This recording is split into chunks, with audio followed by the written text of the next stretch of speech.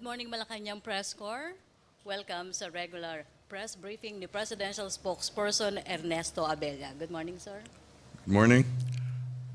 Today we have Socio-Economic Planning Secretary Ernesto Pernia of National Economic Development Authority to share with us snapshots of the Duterte administration's one-year accomplishments leading to the State of the Nation address. This will be the wrap-up on our pre-SONA presentations, and he will highlight the first-year accomplishments of NEDA and the country's socio-economic performance. So, ladies and gentlemen of the Malacañang Press Corps, please welcome Secretary Ernie Pernia.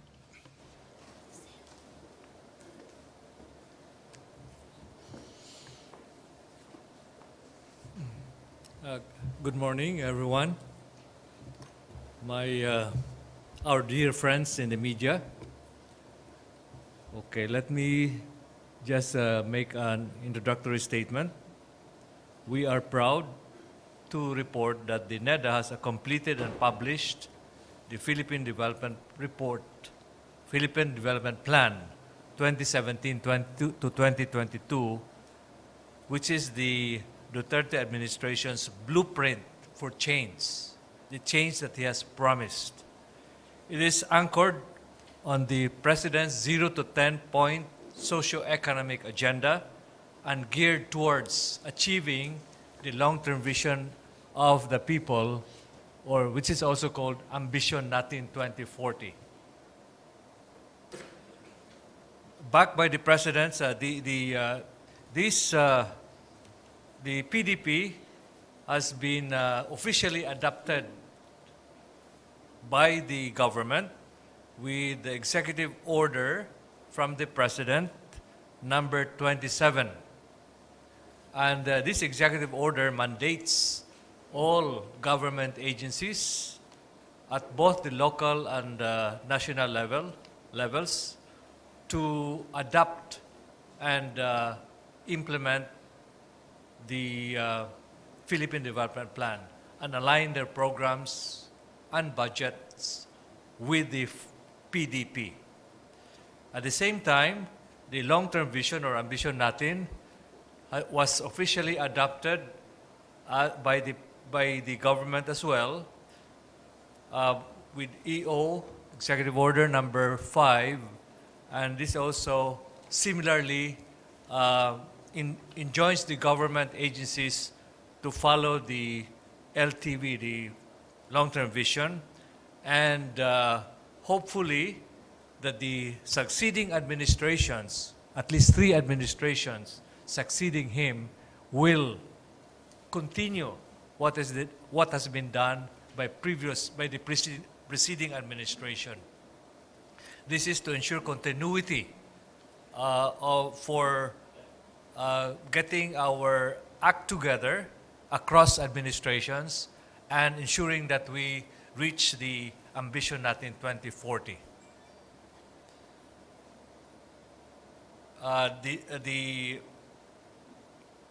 From an economic and development perspective, this administration's first year can be summed up as 3 themes: malasakit, pagbabago, and patuloy na pag-unlad. These are the pillars of the PDP. We can talk about infrastructure and macroeconomic fundamentals, but in the end, it all boils down to human development, welfare of the people, poverty reduction, inequality reduction, lifting the people out of poverty by giving them the opportunities to get themselves out of poverty. The NEDA has long started on the strategies detailed in the PDP, but 3 stand out the most, supporting the administration's. First is the administration's ambitious infrastructure program, streamlining government processes, that's the second, and keeping watch over the country's economic health. First, as far as the infrastructure program of the government is concerned, the NEDA board has already approved 28 projects within a year from the first day of the President's administration. and this is worth about 786 billion pesos. And note that these projects are designed to support the Philippine Development Plan's main thrust of regional and rural development through interconnectivity of regions and easier access into and out of Metro Manila, also to alleviate traffic in Metro Manila and to facilitate the connection of the regions, especially the lagging ones, with the mainstream economy. Among these major projects are the 102-kilometer commuter railway from Tagum City in Davao del Norte to Digos City in Davao del Sur in Mindanao. This is the first segment of the Mindanao Circular, or what's going to be a seamless railway network around Mindanao. And then the second one, another one is the expansion and improvement of the Clark International Airport and the construction of a commuter line and an express train between Manila and Clark, including the new Clark Green City. Another one is the Cebu International Container Port, which will modernize port operations in Cebu and relocate the rather congested current port in Cebu to Consolacion, which is outside the city center. And then also a couple of drainage projects. First, the Metro Manila Flood Management Project and the Cavite Industrial Area Flood Management Project. As well, we have also approved the modernization of regional hospitals in Bohol and Tacloban City. So among others, this will contribute to attaining our medium and long-term goals of improving mobility and making agriculture competitive by making our transport system safer and efficient.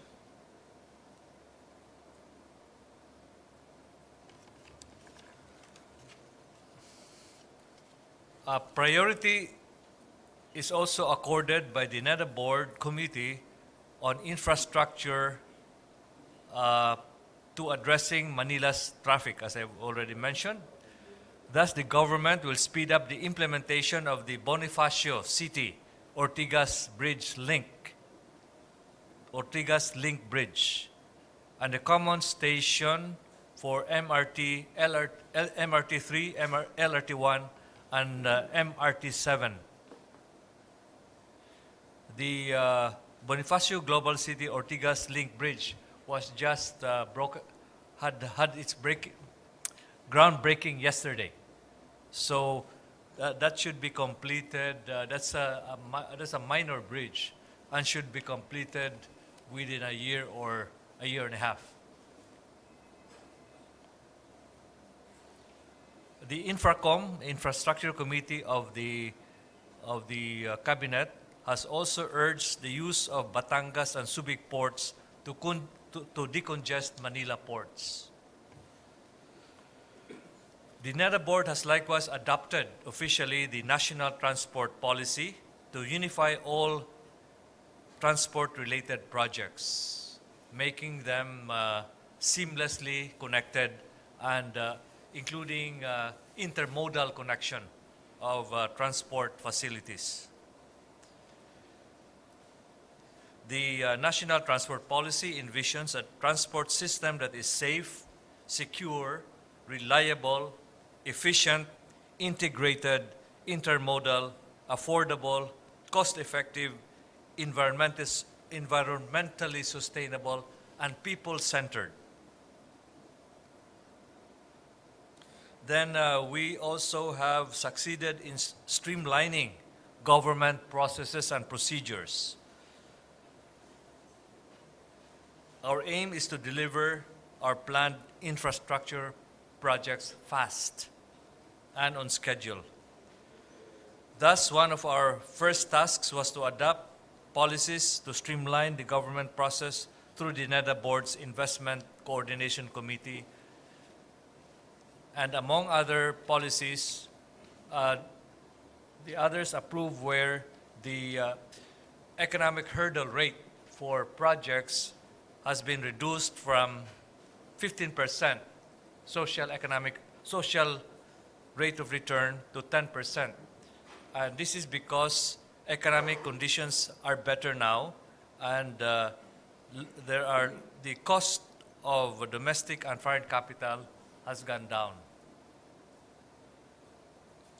As well, the ICC has approved the change in the floor of projects to have to go through the ICC from 1 billion pesos earlier to now it's 2.5 billion. The idea is to declog the pipeline of projects and make departments, implementing departments, more accountable to these projects.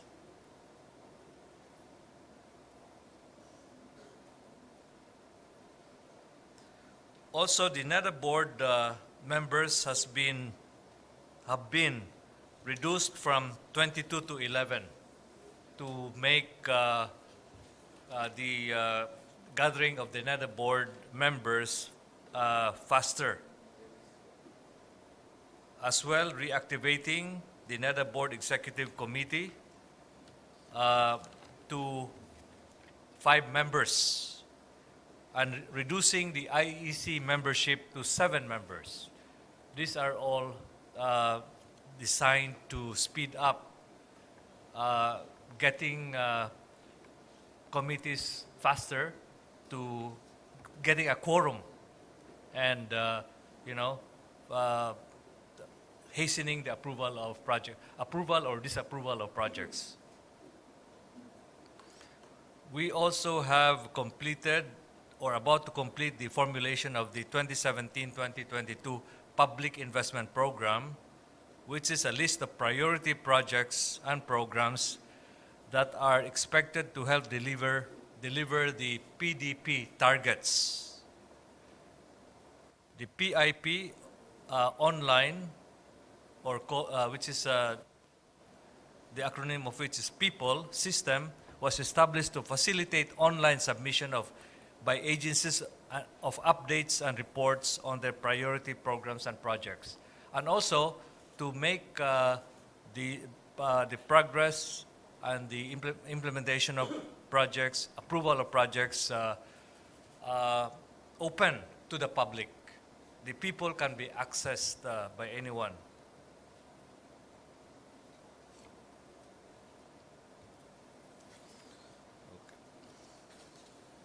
Okay, as well, we also said among the 3 objectives of our activities this year, keeping watch over the country's economic health.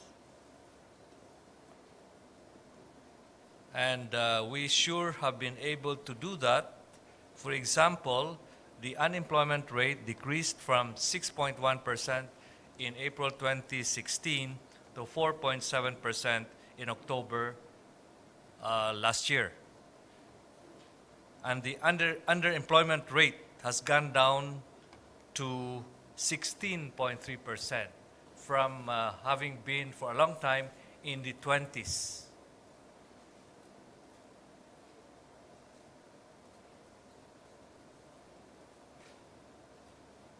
I'm just skipping some of the things so that we can go to the Q&A sooner. Okay. Also, we have this problem of teenage pregnancies, and still a substantial number of women with unmet need for family planning. So, to achieve a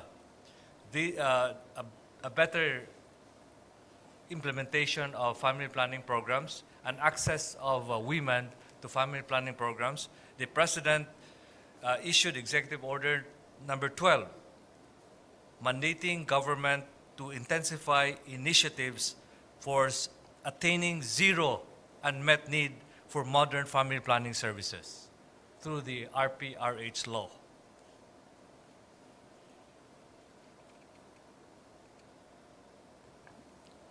Okay, and then regarding investments, especially FDI,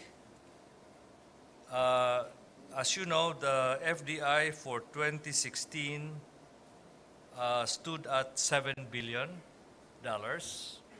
and from only $5.8 billion in 2015.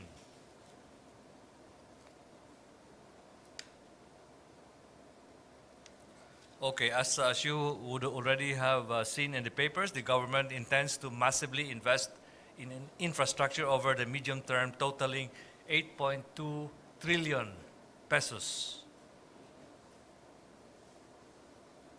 And the funding will be an optimal mix of GAA, ODA, and private sector funding. The idea is always to find the most cost-effective and optimal mix of funding sources. We have also kept the inflation stable. It was 1.8% in 2016 and 2.8% last June 2017. And the reason for that is when the economy is growing fast, inflation tends to go up, to inch up.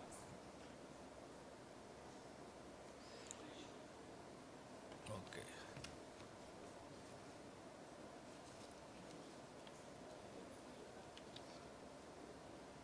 Okay, from crafting the Philippine Development Plan, we are now in the process of speeding up implementing projects and making sure that they are delivered on schedule and that they are delivered on time to the people who have long aspired for higher standards of living. Okay, I will end here, and so magandang umaga sa inyong lahat uli or muli. Thank you, Secretary. Questions for Secretary Pernia? Joseph Morong, GMA 7. Sir, see former President Aquino po, we had an interview with him, I think 2 days ago or yesterday. He warned that we should be careful with our loans with China because of baka may debt trap na sinasabi siya. Can you comment on the interest rates of our future China loans? And pati yung sinasabi nila na pinipledge nila sa Philippines because of the China trip. You mentioned President Aquino? Yes, sir. Okay. Well,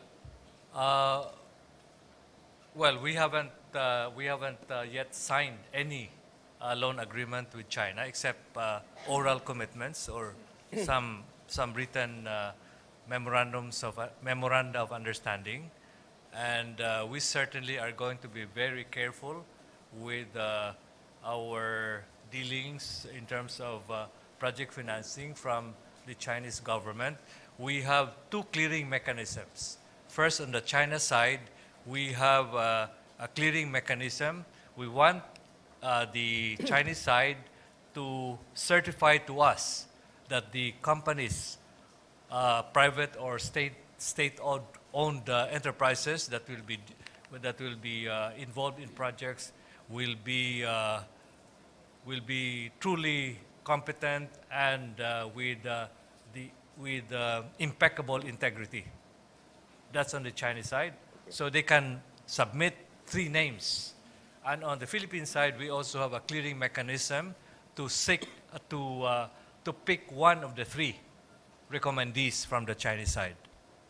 So that is the best we can do to ensure that we are not going to get into problems.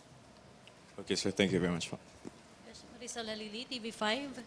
Sir, on other issue, I understand you mentioned, I think, if I'm not mistaken, last Monday, that the government is interested to have a 70% foreign ownership on telecommunications companies. Is that right, sir?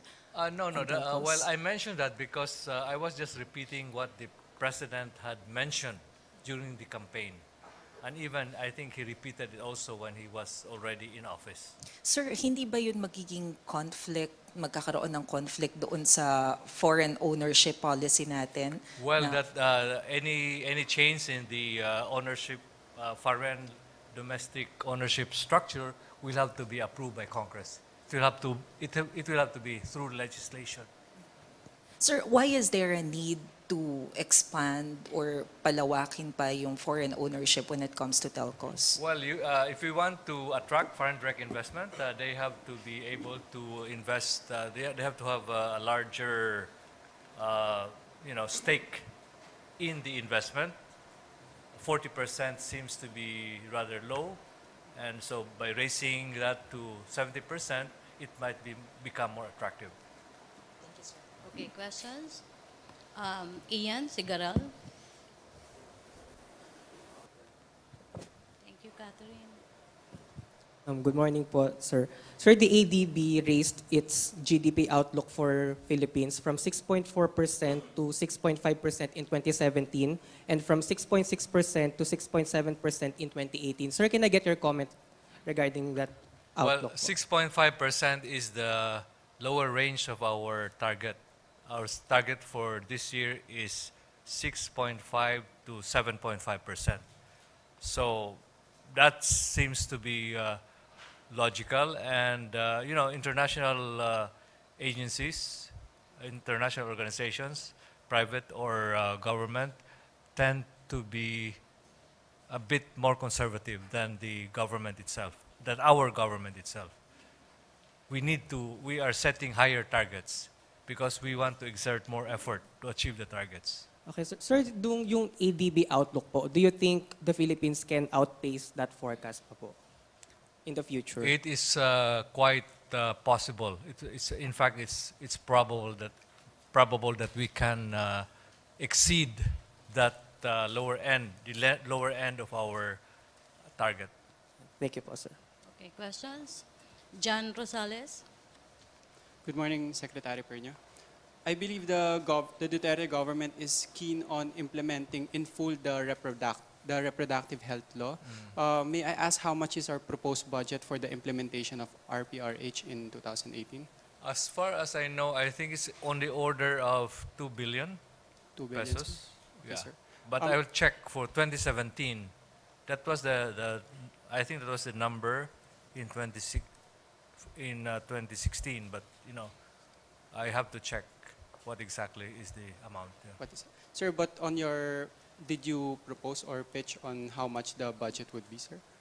Did you propose or pitch on how much the budget should be? Well, that is the estimate made by the DOH in terms of making effective and modern family planning methods accessible to the poor, including to the poor, because they're going to be distributed free. Yes. Then last, sir, what is the impact of on the decline of availability of contraceptives to the growth prospects of the Duterte administration, sir? Well, there is going to be, what the FDA is, they are now recertifying family planning methods already certified before, that they are non-abortive fashion. As soon as they do that, they are going to they're mandated to hold a public hearing, and whatever comes out of that public hearing, if it is still the voice of the minority, small minority opposing the RPRH law, then they can appeal to the president, not to the courts. They can appeal to the president, and I'm very sure that President Duterte will not uphold them, will not favor their views, because he has issued Executive Order number 12, which he wants, which means implementing fully the law. Thank you, Sec. Thank you. Okay, last two questions. Philip Tubesa, to be followed by Rosa Licos. Microphone, Maricel, salamat.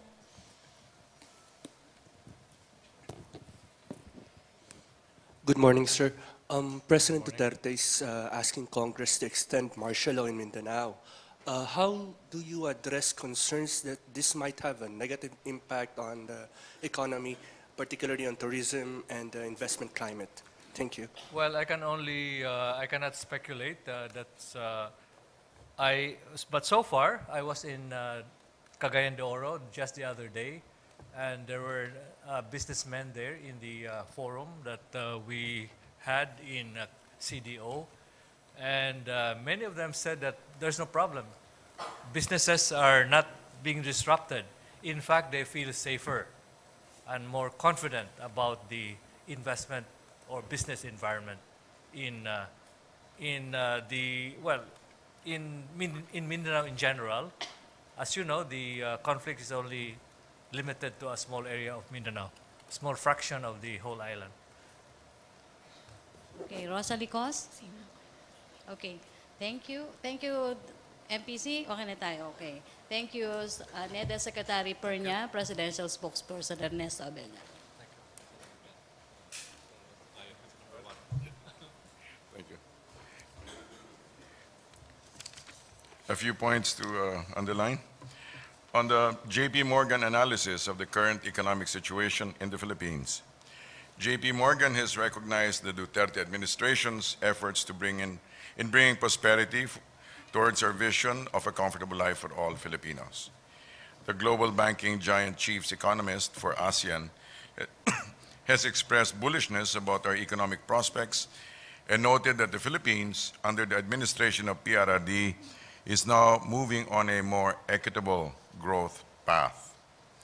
We are in a unique opportunity, a Goldilocks moment, and we expect this growth to become more robust, sustainable, and inclusive as we usher in the golden age of infrastructure through the massive Build, Build, Build infrastructure plan, where we shall pour in investments to generate employment and spur growth of industries in and especially outside the NCR.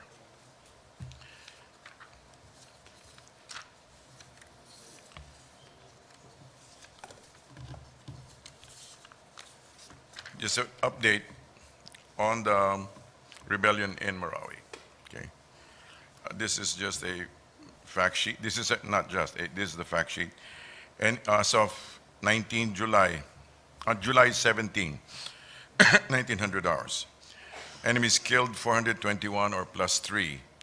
Civilians killed 45, no change. Firearms recovered plus 4, that's 516.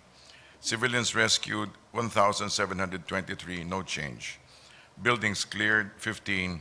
Yesterday, 7 were cleared. Government killed in action 99 plus 1. The status of cash donations as of 1455, July 19, 2017. For the Marawi casualties, families of the Marawi casualties, the donations have reached up to 9,641,563.23. And for internally displaced persons, we have a total of 792,115.21. Please continue to take note of the contact persons and their numbers. We're open to a few questions. Okay, question? Rosa Licos, UNTV. Microphone, please. Sir, pwede po naming malaman yung statement or reaction ng PALAS regarding sa isang report sa US State Department na ang Pilipinas po ay isa sa 5 bansa na may pinakamaraming pag-atake ng mga terorista noong 2016. And in connection to that po, ang martial law po extension na binabanggit o ipinapanukala ng Pangulo, may nagsasabi pong ilan na dahil po sa pagdedeklara ng martial law, mas tumindi po yun pong banta ng seguridad sa bansa dahil po sa report of reinforcement sa mga terrorist at sa mas pinaigting po na pag-atake ng mga rebelde. So your first question was? Reaction po Okay, sa sir. report. Well, Una-una, we've been fighting terrorism in the Philippines for many years. And a month and a half into his presidency, the president had already warned the military of what he termed the ISIS disease. We recognize that poverty in Mindanao and the sense of hopelessness it brings spawns terrorism. It is for this reason that while we are fighting terrorism, we're also fighting poverty. The President has already approved a comprehensive peace roadmap which aims to provide peace and development by addressing the issue on the Bangsamoro. As they say, we can sign 100 peace agreements, but if those on the ground do not immediately feel the dividends of peace, those agreements will be sustainable.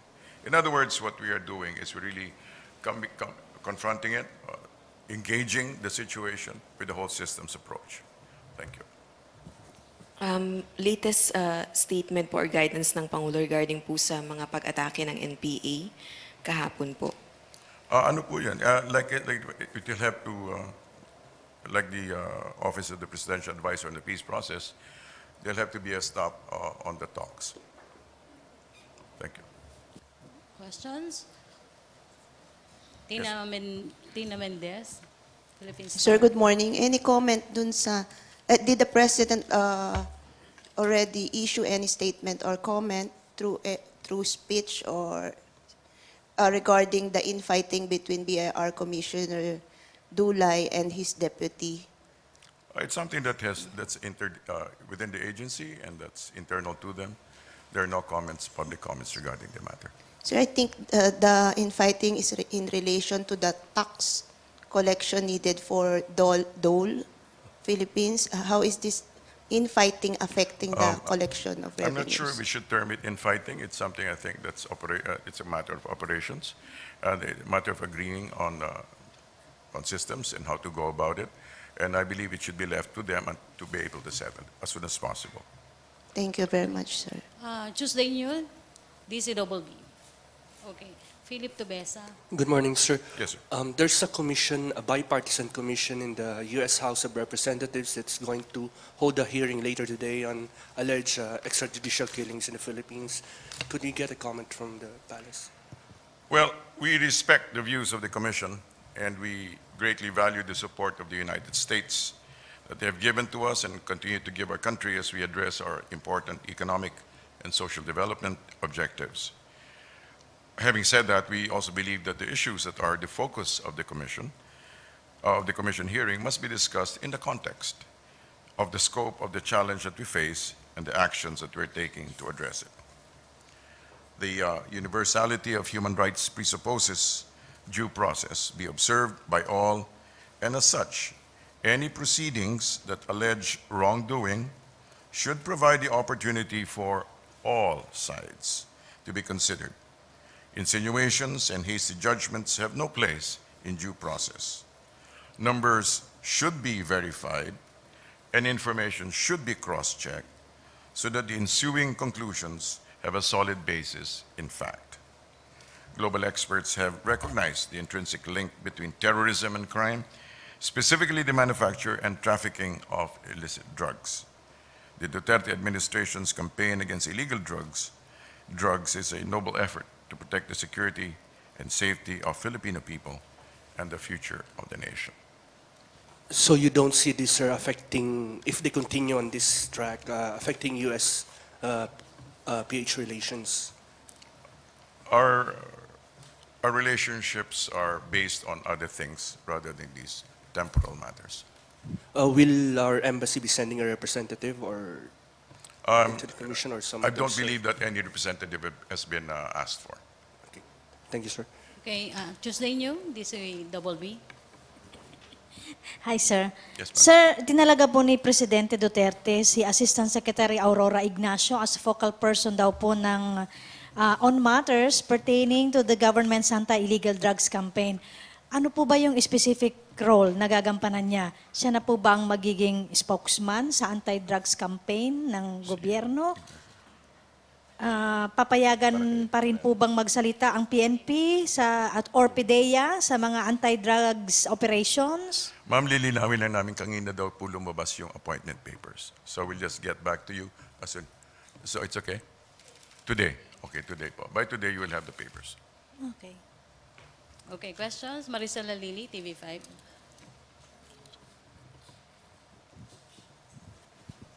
Hi, sir. Good morning. Yes, Sir, Toronto Sun includes Manila as The one what? of the UK Sun Okay. includes Manila as one of the most dangerous cities in the world. They described it as like a slaughterhouse gangster, killing gangster. May we have your reaction on this, sir? I think they're listening to an echo chamber, you know. I think they should come here and experience, it's more fun in the Philippines, right? They should experience the sun, the sand, the beaches. Beaches. Mr. Moro. Ladies and gentlemen, is there anything So, else? sir, Yes. this is not a cause of concern on your part? You look around. I mean, from experience, can you say? Is this a slaughterhouse? Of course not. I think they've just been listening to, you know, it just reverberates in their ears, I think. They haven't really been here, as far as I know. They should. Okay, questions, MPC? Are we done? Okay, thank you, Presidential. Oh, Yeah. Joseph Morong. Yung pong cancellation ng peace talks as announced by Secretary Doresa, Opo. was that direction from the President? And nagalit ba si Presidente because of the recent attacks? Yes, yeah. He did say so. That there should be, there were certain things that he did indicate that it cannot proceed unless fighting ceases. Sir, ikinagalit ba ni Presidente yung attacks kahapon? Hindi niya siguro ikinatuwa. Okay. Sige, salamat po. Okay, fine. Pupunan niya? Hindi. Sir, question from Deo de Guzman asking kung ano na daw po, after the cancellation of yung back channeling, ano daw po ang, nasa na daw ang AFP, defense or offensive mode tayo? We'll have to trust them on that. Pero ano po, natural, they will be responsive in a manner that most appropriate in protecting the safety of the Filipino people. Salamat po. Okay, thank you, President. Last question, Pia Gutierrez. Good morning, sir. Yes. Sir, what can we expect from the President's SONA? What are the things that he will focus on in his speech, sir? Yeah, of course, as the good secretary says, let's wait for it. However, I'm sure, as far as I'm concerned, as far as I can see, he will, like he is, he'll give it a personal take. Of course, it's called the President's Report. It's not just a technical report, it's a President's Report. It comes from a very personal perspective as a leader. And looking forward, he will also give a sense of where we are going. Where he is leading us into the near future. So it should be a sensible and solid and forward-looking. Sir, will we expect a longer speech from the President compared to his That's his persona? decision. He has several versions. Several versions. He has a short and long version. Okay. Okay, thank you, MPC. Thank you, NEDA Secretary Pernia. Thank you, Presidential Spokesperson Ernesto Abella. Back to our main studio ng Radyo Pilipinas and PTV.